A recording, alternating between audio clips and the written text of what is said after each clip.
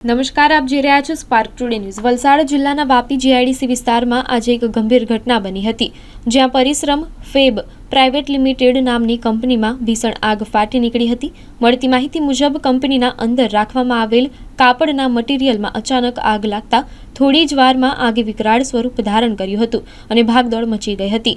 આગ લાગવાની માહિતી મળતા જ વાપી ફાયર બ્રિગેડની ટીમ તાત્કાલિક ઘટના સ્થળે પહોંચી ગઈ હતી અને આગને કાબૂમાં લેવાનો પ્રયાસ શરૂ કર્યો હતો।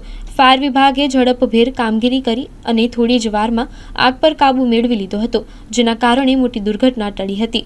હાલમાં આગ લાગવાનું ચોક્કસ કારણ જાણી શકાયું નથી અને વધુ તપાસ હાથ ધરવામાં આવી રહી છે।